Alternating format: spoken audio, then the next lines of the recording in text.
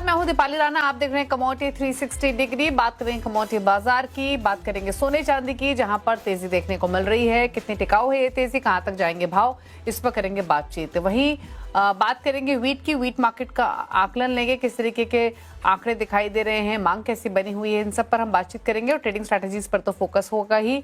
Popli group के director Rajiv Popli हमारे साथ बने हुए हैं, साथ ही roller flour mills federation of India के past president Pramod Kumar S, Kunvarji group के डायरेक्टर रवि देओरा, कोटक सिक्योरिटीज के head of commodities Sunil Katke हमारे साथ बने हुए हैं। आप सभी का स्वागत है शो में। सबसे पहले लेकर आते हैं आपकी स्क्रीन पर सोने चांदी को। सोने के भाव से शुरुआत कर लेते हैं। इंटरनेशनल मार्केट्स में $4800 के आसपास ट्रेड कर रहा है।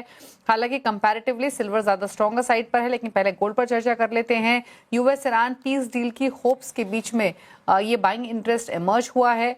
हालांकि न्यूज फ्लो को क्लोजली मार्केट मॉनिटर कर रहा है, बुलियंस का भी, और उसी हिसाब से हम रिएक्शन भी देख रहे हैं। इन्फ्लेशन कम होने की जो होप्स बनी है, जो इंटरेस्ट रेट एलिवेटेड लेवल्स पर पहुंच गए थे, वो एक्सटेंडेड पीरियड पर बने रहेंगे, ये कहीं ना कहीं डर था। ये सब चीजें अब हल्की होते हुए दिखाई दे रही है, जिससे बाइंग सपोर्ट हुई है। बट यहाँ से किस तरफ जा रहे हैं भाव, अगर पीस डील होती है तो किस तरीके के रिएक्शन हम एक्सपेक्ट करें, उस पर करते हैं बातचीत। पहले हमारे साथ राजीव पोपली बने, उनका एक व्यू ले लेते हैं। राजीव जी नमस्कार, बताइए पहले तो भाव को लेकर आपकी राय क्या है। मार्केट्स को आप क्लोजली वॉच करते हैं, न्यूज फ्लो को भी वॉच करते हैं, एक रिएक्शन आ तो रहा है, बट कितना कॉन्फिडेंस है इस बढ़त में आपका? Good evening Deepali. Of course 151 की जो भी रेट चल रही है गोल्ड में, काफी स्टेबल रेट रह गई है अरसों से। अप्स एंड डाउन जो हमने देखे हैं, 151 के आसपास ही रेट फाइनली स्टैग्नेंट हो रही है। तो इसमें बेसिकली कंज्यूमर डिमांड हमारे लिए बेटर होती है जब रेट स्टेबल हो। एंड ये टाइम पे हम देख रहे हैं कि जैसे ये रेट स्टेबल होगी, कंज्यूमर डिमांड फिर से आ जाएगी। एंड बेसिकली अभी इन्वेस्टमेंट बेस्ड डिमांड होगी, बिकॉज ये कोई फेस्टिव सीजन नहीं है। राजीव जी कैसे देखने को मिले हैं जब प्राइसेस स्टेबल रहे हैं इस दौरान, क्योंकि पिछले काफी समय से हम देख रहे थे कि गोल्ड तो स्पेशली काफी टाइट रेंज में ट्रेड हो रहा था। जब प्राइसेस थोड़ा इस रेंज वाइज रहे, तब किस तरीके की इन्वेस्टमेंट या फिजिकल बाइंग किस तरीके के देखने को मिले, किस तरीके के ट्रेंड्स आपने ऑब्जर्व किए? तो जैसे हमारी रेट 151 के ऊपर गई थी, इन्वेस्टमेंट डिमांड इमीडिएटली स्टार्ट हो गई थी। बेसिकली बुलियन कॉइन्स वगैरह में जो रिटेल इन्वेस्टर्स है, they would prefer buying coins and other smaller products, because ये बेसिक फेस्टिव डिमांड नहीं है अभी। Akshaya Tritiya was our last season for festivity, and now we still have some more time for the other festivals to come. तो in between की जो season होती है, ये कंज्यूमर बेसिकली इन्वेस्ट जो करते हैं कॉइन्स वगैरह में, ये आते हैं। As of now we see that this is a positive price because ये स्टेबल रही है। एंड ऐसे वक्त में कंज्यूमर जो बेसिक ज्वेलरी शॉपिंग करते हैं वो आते हैं। And that is what we will expect now, that jewellery shopping consumers जिन्होंने होल्ड करके रखा था, they will come out at a stable gold price. अच्छा, एक चीज और बताइए राजीव जी, अगर यहाँ से प्राइसेस और फर्दर इंच अप होते हैं, अगर पीस डील हो जाती है और प्राइसेस थोड़ा सा और ऊपर जाते हैं, तो दो तरीके के कंज्यूमर्स होते हैं। एक वो जो शायद बढ़ते प्राइस को देखते हुए रुक जाते हैं, वेट करते हैं, और एक वो जिनको शायद ये डर लगता है कि प्राइसेस कहीं और सर्ज ना हो जाएं, अब ले लेना चाहिए और इंतजार नहीं करना चाहिए। किस तरीके के मूव या बिहेवियर आप एंटिसिपेट करके चल रहे हैं अगर प्राइसेस यहाँ से फर्दर ऊपर जाते हैं, या जो यूएस डील की होप्स बनी है वो फाइनली टर्न आउट होती है? जैसे ही प्राइसेस ऊपर जाते हैं, हम ज्यादा देखते हैं कि कंज्यूमर्स बाय आउट इमीडिएटली कर लेते हैं, बिकॉज दे नो कि आगे चल के प्राइस और ज्यादा ऊपर होने वाली है। That is a larger quantity of consumer as compare to the other side. So if there is a US deal and if there is any other upswing in the gold price, then there will be immediate buying in the market. Okay अच्छा रवि, आपका view क्या है prices को लेकर? घरेलू बाजार में 1,56,000 का भाव हम देख रहे हैं, इंटरनेशनल मार्केट्स में $4,800 के नीचे। हालांकि अभी भी मोरलेस रेंज में ही है, जो रेंज हमने ऑब्जर्व की पिछले काफी समय के दौरान। आपका क्या व्यू है प्राइसेस पर? प्लस अगर यूएस ईरान डील हो जाती है तो प्राइसेस आप कहां जाते हुए देख रहे हैं? चल आई थिंक प्राइसेस काफी स्टेबिलिटी के साथ चल रहे हैं, और जो 30-35 के बिटवीन जो प्राइसेस हिस्टोरिकली हमने देखा था कि एक रेंज में आ चुके थे, तो मुझे लग रहा है कि एक नया नॉर्मल लेवल हो चुका है। नीचे 149 148 से सपोर्ट ले लेते हैं प्राइसेस, और अपर साइड 1,55,000 तक प्राइसेस जाते हैं। आई थिंक जून कॉन्ट्रैक्ट की मैं बात कर रहा हूँ। और इंटरनेशनली भी बात करें तो वहां पे अभी भी मीन्स के due to this INR weakness domestic prices फिर से हायर दिख रहा है, बट अभी भी in terms of dollar dollar terms में अभी भी गोल्ड है वो 5000 के काफी नीचे चल रहा है। तो मुझे लग रहा है स्कोप है अभी भी इंटरनेशनल मार्केट में प्राइसेस यहाँ से बढ़ने का। बट अभी क्या होगा कि जो इंटरनेशनल मार्केट में अगर ये वॉर खत्म होता है या कुछ पॉजिटिव न्यूज आती है तो इंटरनेशनल प्राइसेस जो बढ़ेंगे इतने डोमेस्टिक प्राइसेस नहीं बढ़ेंगे, क्योंकि रुपी का फैक्टर थोड़ा यहाँ पे आ सकता है। जैसे आज भी देखे तो आज रुपी स्ट्रांग हुआ, इस हिसाब से इंटरनेशनल मार्केट की जितनी तेजी यहाँ पे नहीं आई। तो ऑल ओवर मुझे लग रहा है कि प्राइसेस में 150 का ऑल ओवर बेस माने ये न्यू नॉर्मल लेवल है, इससे नीचे प्राइसेस सस्टेन नहीं हो रहा है। और upper side without any event 1,55,000 अगर कुछ डील बनती है तो 1,60,000 तक भी प्राइस जा सकते हैं, क्योंकि डॉलर इंडेक्स एंड ट्रेजरी में 60 गिरावट आएगी अगर ये होता है।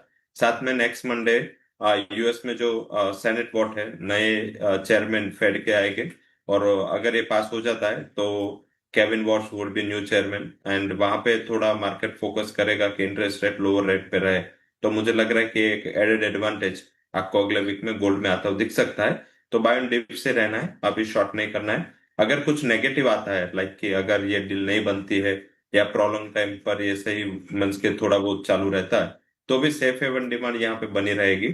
और next week US president China आने वाला है, तो उसके पहले मुझे लग रहा है कि थोड़ा मामला कूल होगा और उसके बाद ही कुछ यहाँ पे आउटकम आता हुआ दिखेगा। बट आज शाम तक एक डेडलाइन दी है कि शायद आज रिप्लाई ईरान करेगा, और ये ईरान का रिप्लाई काफी इंपॉर्टेंट होगा।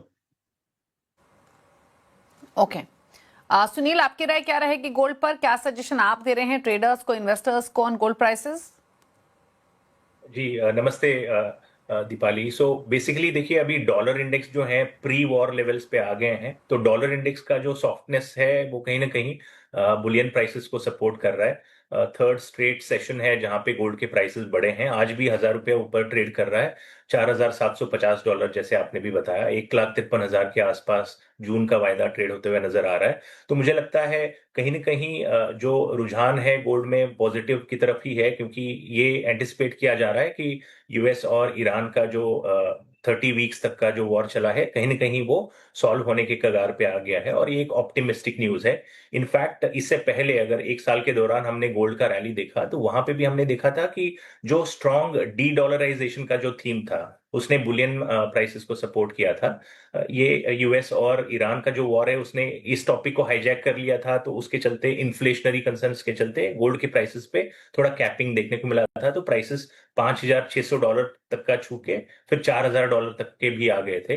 तो अभी मुझे लगता है कि अगर ये एस्केलेशन खत्म हो जाता है तो फिर से वो डी डॉलराइजेशन का जो थीम है, सेंट्रल बैंक्स का बाइंग फिर से आ जाएगा, इंस्टीट्यूशनल बाइंग भी देखने को मिलेगा। तो फिर से गोल्ड जो है एक बुलिश टोन में दिखते हुए नजर आएंगे। तो मुझे लगता है कि बाय ऑन डिप का एक सिनारियो, इवन आई एग्री, जैसे रवि ने भी बताया। तो शॉर्ट टर्म में 1,55,000 तक का, यानी और 2-3 हजार रुपए का जो अप्रिसिएशन है इन लेवल से देखने को मिल सकता है।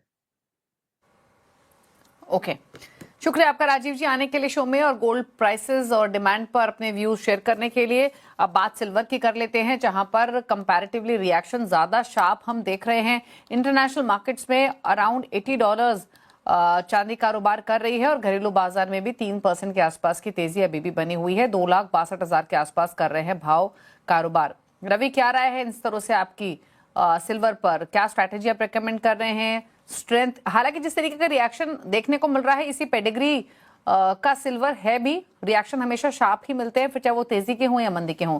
क्या व्यू है इन लेवल से?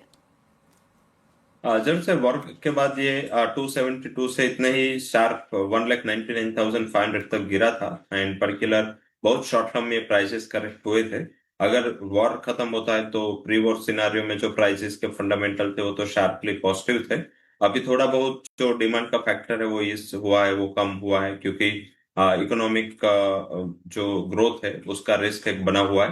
हालांकि अभी भी जो फाइनेंशियल मार्केट देखे या मीन्स के प्रोजेक्शंस देखे आगे के, तो वॉर के अलावा कुछ ज्यादा ऐसा अनसर्टनिटी वाला है नहीं, क्योंकि यूएस कोर्ट ने भी यूएस प्रेसिडेंट के जो टैरिफ थे उसको भी हटा दिया है। तो वो भी एक बड़ा overhang silver and base metal पे था, वो भी निकल चुका है। तो मुझे लग रहा है कि यहाँ पे फंडामेंटल तो शार्प पॉजिटिव है, एंड अभी भी मुझे लग रहा है कि यहाँ पे और रेट करेगा। अगर कुछ नेगेटिव न्यूज आता है तो डाउन साइड भी इतना ही स्पीड से जाएगा, बट अभी जिस हिसाब से फंडामेंटल्स है एंड गोल्ड सिल्वर रेशियो का भी देखे तो करीबन शार्पली ओवरसोल्ड, जो रिसेंट पास का एक बार 4 लाख चांदी था एंड 1.5 लाख सोना था, उससे तो कई अच्छा मिल रहा था। तो आई थिंक इस हिसाब से थोड़ा गोल्ड सिल्वर रेशियो प्ले भी यहाँ पे वर्क कर रहा है। तो डिप पे 2,60,000 से 2,58,200 का अच्छा सपोर्ट रेंज है। कोई भी गिरावट आती है तो वहां पे खरीद करें एंड स्टॉप लॉस यहाँ पे 250,500 का लगा है। मुझे लग रहा है एक बार अगर कुछ एडवर्स न्यूज नहीं आती, 2,68,000 से 2,70,000 तक के लेवल आ सकते हैं। और मार्च एंड अप्रैल दोनों महीने में अगर चाइना का सिल्वर इंपोर्ट के डेटा देखें तो चाइना ने ये गिरावट पे काफी अच्छा मीन्स के बाइंग इंटरनेशनल मार्केट से किया है। तो भी जब से ये डेटा है तब से उसने बॉटम बना है। तो आगे जाके मुझे लग रहा है कि थोड़ा ऑप्टिमिस्टिक व्यू लेना चाहिए और 80 टू 70 तक के लेवल यहाँ पे आते हुए दिख सकते हैं। ओके, आपके टारगेट्स क्या हैं सुनील सिल्वर पर? जी दीपाली, मुझे लगता है अगर लास्ट 2-3 महीने का ही व्यू देखते हैं, जनवरी में सिल्वर ने तकरीबन $120 तक का लेवल छुआ था एंड फरवरी के बिगिनिंग में हमने एक ठीक ठाक करेक्शन देखा जहां पे $60 तक का भी सिल्वर हमने देखा। अभी एक $20 का अप्रिसिएशन हमने देखा है, $80 के रेंज में चल रहा है और 2,61,000 का अभी का जो ट्रेंड है, $8,000 आज भी ऊपर है कल के प्राइसेस से। तो मुझे लगता है जैसे जैसे इन्फ्लेशनरी कंसर्न्स कम होते जाएंगे एनर्जी प्राइसेस के कम होने के साथ, तो फेड कहीं ना कहीं रेट्स घटाने के बारे में भी सोच सकता है साल के अंत में। और अगर बोरोइंग कॉस्ट कम होंगे तो जितने भी इंडस्ट्रियल मेटल है, क्योंकि सिल्वर मेजरली एक इंडस्ट्रियल मेटल के तौर पे देखा जाता है, तो फिर से उसका जो इंडस्ट्रियल डिमांड है वो उभर के आता हुआ नजर आएगा। तो मुझे लगता है एक बुलिश अंडरटोन के साथ सिल्वर के प्राइसेस में भी अप्रिसिएशन देखने को मिल सकता है। Plus long standing supply deficit से भी जूझ रहा है सिल्वर। लास्ट 5 या 6 साल का हम अगर सप्लाई और डिमांड सिनारियो देखते हैं तो तकरीबन ईयर ऑन ईयर वो डेफिसिट में ही है। तो सिल्वर का जो सप्लाई है वो डिमांड से कम ही है, तो ये भी कहीं ना कहीं प्राइसेस को सपोर्ट कर सकता है। तो मुझे लगता है कि शॉर्ट टर्म ट्रेंड भी थोड़ा बुलिश रहेगा और अगर ये वॉर खत्म हो जाता है तो इमीडिएट बेसिस पे भी मुझे लगता है कि और $5 से $10 तक का अप्रिसिएशन यहाँ पे देखने को मिल सकता है। तो इंटरनेशनल टर्म्स में मुझे लगता है 85 से $90 तक का रेंज सिल्वर में देखने को मिल सकता है और रुपी टर्म में मुझे लगता है ये 2,90,000 तक का रेंज शायद शॉर्ट टर्म में दिखा दें। ओके, तो ये तो बात हुई सोने और चांदी की, और आगे हम स्ट्रैटेजीज पर भी फोकस करेंगे बाकी कमोडिटीज पर, लेकिन अब बात कर लेते हैं व्हीट की। और हमारे साथ rural flower millers federation of India के पास प्रेसिडेंट प्रमोद कुमार एस मौजूद हैं। प्रमोद जी नमस्कार, स्वागत है आपका। अच्छा, व्हीट पर आपसे बातचीत करेंगे। हमने देखा है इंटरनेशनल मार्केट्स में प्राइसेस अंडर प्रेशर हैं, कई सारे फैक्टर्स हैं। हालांकि जिस तरीके के मौसम के हालात देखने को मिल रहे हैं यूएस में, हालांकि यूएसडी की जो रिपोर्ट आएगी वो डेफिनेटली कीनली वॉच की जाएगी, जिससे एक्चुअल स्थिति क्या बन रही है इंटरनेशनल मार्केट्स में, यूएस मार्केट्स में, वो देखने को मिलेगी। डोमेस्टिक फ्रंट पर ऑलरेडी हम देख रहे हैं काफी कंफर्टेबल पोजीशन में है। बफर स्टॉक भी सरकार का 3 गुना ज्यादा आने की रिपोर्ट की बात हो रही है। कई स्टेट्स हैं जो कि व्हीट के लिए जो वेयर हाउसेज उनको एक्सपैंड कर रही है। एग्जैक्टली अभी सिचुएशन व्हीट फ्रंट पर सप्लाई वर्सेस डिमांड के पॉइंट ऑफ व्यू से देखने को क्या मिल रही है? इंडिया के अंदर क्रॉप बारिश की वजह से काफी 7-8% का नुकसान हुआ। उसके बाद में भी व्हीट का पोजीशन बहुत कंफर्टेबल है इंडिया में। गवर्नमेंट का स्टॉक लास्ट ईयर से 10 मिलियन टन उनका कैरी फॉरवर्ड स्टॉक ज्यादा है और प्रोक्योरमेंट बहुत अच्छे से प्रोग्रेस हो रहा है और उनको ऑलमोस्ट 27.5 या 28 मिलियन टन मिल गया है। 2-3 मिलियन टन और मिलने की उम्मीद है। क्रॉप शॉर्ट होने के बाद में भी सप्लाई का कोई इशू नहीं है, क्यों हमने फरवरी और मार्च में लास्ट ईयर का ही क्रॉप हमने यूज किया अप्रैल तक एक्चुअली। तो दो the crop is 7 to 8% lower, but यहाँ पे कोई दिक्कत नहीं है क्यों गवर्नमेंट के पास स्टॉक है और गवर्नमेंट की पॉलिसी और ओएमएसएस जून एंड या जुलाई फर्स्ट वीक में आएगी तो वो डायरेक्शन देगा इंडिया मार्केट को। ओके, इंडिया में अच्छा, कंफर्टेबल है आज के साथ। ओके, इंडिया में कंफर्टेबल पोजीशन है। अच्छा, इंटरनेशनल मार्केट्स में किस तरीके की सिचुएशन आप देख रहे हैं? प्लस 4 साल के बाद जो विंडो ओपन हुई है, हालांकि अभी सिर्फ 5 मिलियन टन की बात हुई है, कितना कंफर्ट ये लैंड करेगी? एटलीस्ट कुछ माल जा पाएगा बाहर? इंडिया से माल ज्यादा बाहर नहीं जा पाएगा क्योंकि वर्ल्ड मार्केट इंडिया से 14-15% डाउन है और ये जो वॉर का जो फियर था वो भी धीरे धीरे खत्म होते जा रहा है। और जब तक इंडिया में जो शुरू में 2200-2250 रुपया मंडी का दाम था और अभी वापस 2450 रुपया हो गया, इसमें पैरिटी आने का मुश्किल लग रहा है। और सप्लाई रशिया का क्रॉप जून जुलाई में आ जाएगा and their crop is very good actually. तो दो एल नीनो और लानिना का इफेक्ट बाद में आएगा, लेकिन फिलहाल कुछ नहीं दिख रहा है अभी। Towards the end of the year अपने को देखना पड़ेगा, और इंडिया से पैरिटी मुश्किल है। ओके। हालांकि कुछ रिपोर्ट्स थी इस तरीके की कि वो बायर्स जिनको इमीडिएट डिलीवरीज चाहिए वो शायद इंडिया से माल लेने में इंटरेस्टेड हो सकते हैं। अच्छा, प्राइस का भी कितना डिफरेंस है वर्सेस इंटरनेशनल राइवल्स, और अगर इंडिया की बात करें किस तरीके का देखने को मिल रहा है? India is still 10 to 15% higher than the world market. हो सकता है थोड़ा बहुत क्वांटिटी बांग्लादेश, श्रीलंका या नेपाल चले जाए, बट उससे कोई बहुत ज्यादा फर्क नहीं पड़ने वाला। किलो बाजार में प्राइसिंग का ट्रेंड आप कैसे देख रहे हैं यहाँ से, कंसीडरिंग सप्लाईज एडिक्वेट है, पोजीशन काफी कंफर्टेबल है, यहाँ से फर्दर ट्रेंड प्राइसेस का कैसा रह सकता है? इंडिया में अभी तक एक्चुअली एस्टीमेट जो एक्चुअल डैमेज हुआ अभी तक वो एस्टीमेट कर नहीं पाए हैं।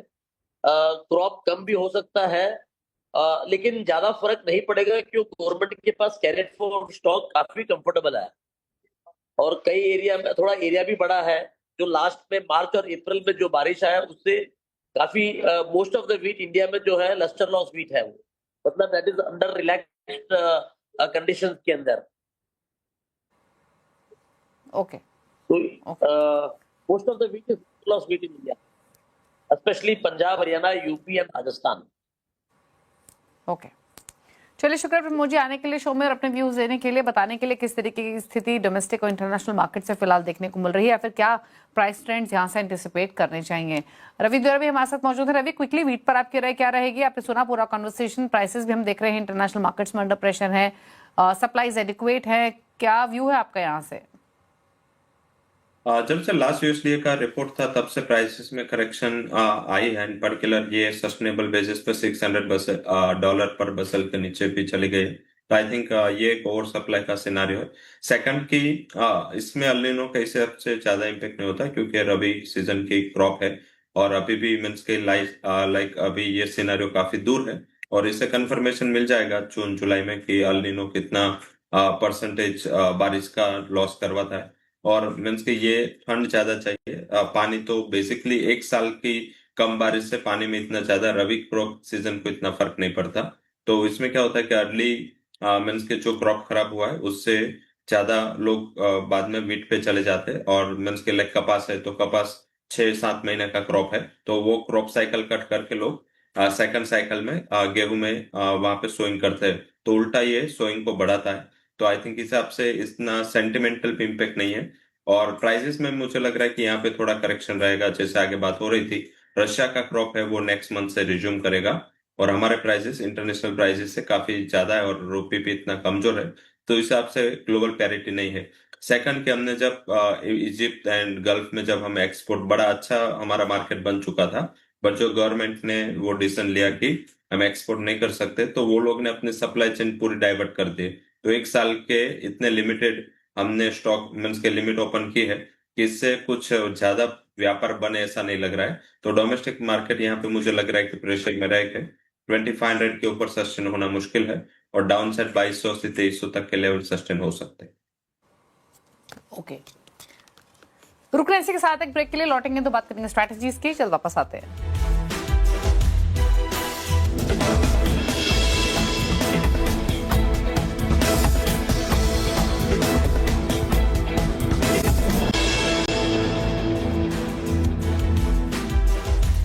आप दे रहे कमोडिटी 360 डिग्री। रवि देवरा है हमारे साथ, सुनील कटके बने हुए हैं, बात करते हैं ट्रेडिंग स्ट्रैटेजीज की। बताइए सुनील, पहले तो कुछ ट्रेडिंग कॉस्ट जो आपने आइडेंटिफाई की हैं। जी दीपाली, मुझे लगता है कि क्रूड ऑयल एक यूजफुल बेट लग सकता है for the day. Already 3% down है, 8,750 के रेंज में है। मुझे लगता है जो ऑनगोइंग अपडेट्स हैं, कहीं ना कहीं लगता है कि यूएस ईरान का एक डील हो जाएगा। वो ऑप्टिमिज्म जो है क्रूड ऑयल के प्राइसेस पे थोड़ा दबाव और डाल सकता है। ऑलरेडी कल और आज में 10% का करेक्शन दे चुका है, तो मुझे लगता है शॉर्ट टर्म में और 2-3% का गिरावट देखने को मिल सकता है। तो 8,500 का मुझे लगता है कि एक लेवल देखने को मिल सकता है क्रूड ऑयल में।